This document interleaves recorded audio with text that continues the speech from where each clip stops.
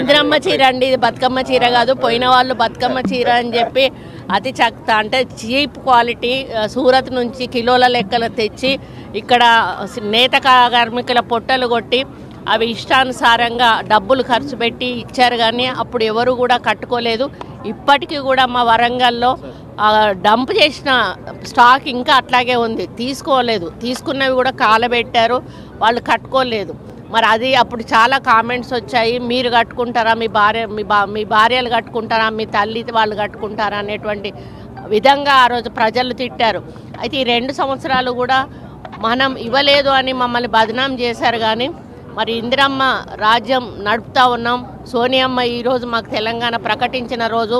ఆమె యూపీఏ ప్రభుత్వంలో ఉన్నప్పుడు కూడా నిరుపేదల కోసం ఆమె ఎన్నో సేవలు చేసింది. ఇందిరాగాంధీ గారు కూడా ప్రతి క్షణం నిరుపేదల సంక్షేమమే ధ్యేయంగా ఆమె ముందుకెళ్ళింది.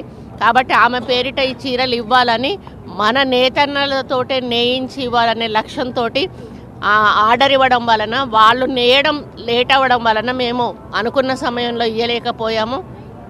మొన్న సీఎం గారు ఇది ఓపెన్ చేసిన రోజు చెప్పారు 65 లక్షల చీరలు తయారైనాయి, రూరల్ ఏరియాలో ఉన్న ప్రతి మహిళకు కూడా ఇవ్వడం జరుగుతుంది. మళ్ళీ నెక్స్ట్ విడత ఫిబ్రవరి 6 మార్చిలో 2వ విడత అర్బన్ ఏరియాలో ఇవ్వడం జరుగుతుంది అని చెప్పాం. ఆ రోజు మా సీఎం గారు కూడా చెప్పారు మంత్రులు కట్టుకోవాలి, మంత్రుల భార్యలు కూడా కట్టుకోవాలని.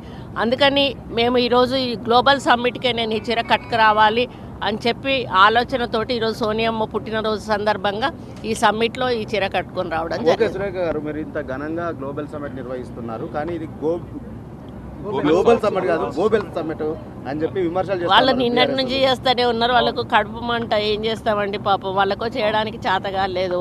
చేసిన వాళ్ళు చూస్తే ఓరవడం చేతనవుతలేదు.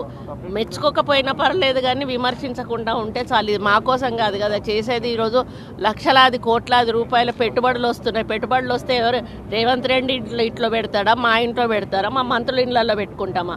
కంపెనీలు, ఇండస్ట్రీలు ఇవన్నీ వచ్చినప్పుడు ఎవరికి లాభం జరుగుతుంది? ఇక్కడ ఉన్న యువతకు ఉద్యోగం దొరుకుతుంది, నిరుద్యోగులు ఈరోజు బాగుపడతారు.